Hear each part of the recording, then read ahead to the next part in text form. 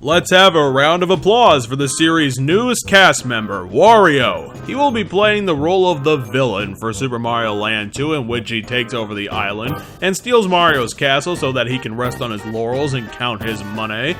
Yeah, for Wario's first appearance as an actual bad guy, this was a damn good showing, unlike Super Mario Bros.' 8 Bowsers. Because first of all, the Wario castle level is a goddamn marathon that'll twist the player like the wettest noodle, and is a real teeth-grindingly retro level since it has no checkpoints.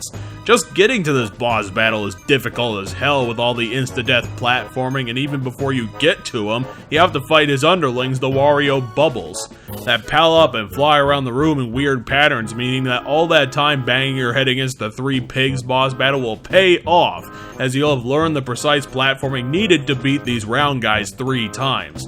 It's a good introduction to a boss that tried to outdo Bowser from Super Mario World for whack-ass intensity. Yeah, you don't get any cinematic entrance this time around and are instead tossed right into the Briar Patch as giant Wario moves grease slick and then randomly causes earthquakes that knock ceiling garbage down to get in those extra hits. It's a fight that goes right for the gut punch and needs you to get the controller smashing quickly to even stand a chance.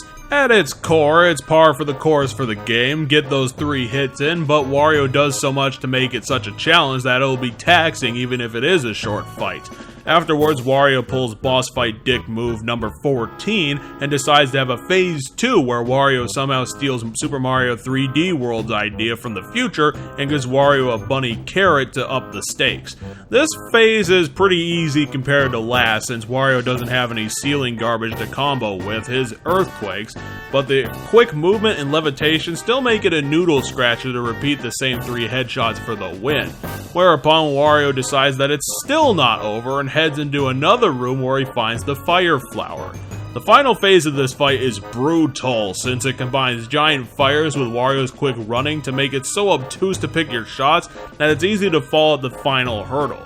But man, is it satisfying to finally knock away all of Wario's power-ups and watch him cry like a baby for about 5 seconds, followed by watching him jump out the window to safety. What a freaking sore loser, but man, what a boss. Long, thought-provoking, and intense that gives the player a true feeling of completion after all the trials and tribulations.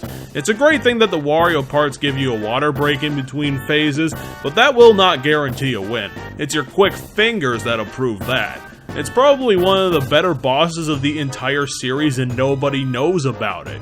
Well, shame on those guys, ha ha ha ha ha!